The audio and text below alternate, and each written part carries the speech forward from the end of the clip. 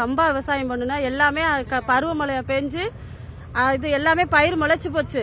எந்த இதுவுமே எங்களுக்கு அறுவடை செய்ய முடியாது. எல்லாமே முளைச்சு இங்க பாருங்க எப்படி இருக்குன்னு. எங்களுக்கு கவர்மெண்ட் அரசு இதுக்கு ஏதாவது ஒரு நடவடிக்கை எடுத்து எங்களுக்கு பயிர்க்கடன் தள்ளுபடி பண்ணி எங்களுக்கு இன்சூரன்ஸ் பதிஞ்சிருக்கோம். நாங்க இன்சூரன்ஸ் பண்ணியிருக்கோம் கவர்மெண்ட்டுக்கு. கவர்மெண்ட் எங்களுக்கு நஷ்டஈடு கொடுக்கணும். சிறைக்குளம் ஊராட்சி ஆய்க்குடி கிராமத்துல எல்லாமே போயிருச்சு. நிறைய பேர் எல்லாருமே விவசாயத்தை நம்பிதான் இருக்கோம். எங்களுக்கு எந்தமான தொழில் சம்பந்தப்பட்டது எதுவுமே கிடையாது. உப்பளம் விவசாயத்தை விட்டா உப்பளமும் தண்ணியில தான் இருக்கு. அப்ப நாங்க எப்படி வாழ்வாதாரத்துக்கு நாங்க என்ன பண்ணுவோம்? எங்களுக்கு தமிழக அரசு ஒரு முற்றிலும் இதை பார்த்து எங்களுக்கு உதவி பண்ணணும். நிவாரண தொகை கொடுக்கணும்.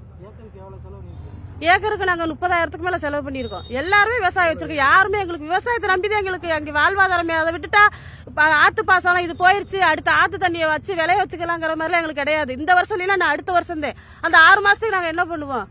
அப்ப எங்களுக்கு வாழ்வாதாரத்துக்கு எதுவும் வழி இல்லை. அப்ப கவர்மெண்ட் அரசு எங்களுக்கு ஒரு உடனடியா இந்த செய்தி அவங்களுக்கு போய் சேர்ந்து எங்களுக்கு உடனடியாக சிறைக்குளம் ஊராட்சி ஆய்க்குடி கிராமத்துக்கு பேய்குளம் குறுப்பு எங்களுக்கு. ஆனா இது பூரா போயிருக்கிறது ஆய்க்குடி கிராமம் தான் ரொம்ப அதிகமா வெள்ளத்துல போயிடுச்சு. என் பேரு கஜேந்திரா. செய்திகளை உடனுக்குடனும் துல்லியமாகவும் தெரிந்து கொள்ள சப்ஸ்கிரைப் பண்ணுங்க.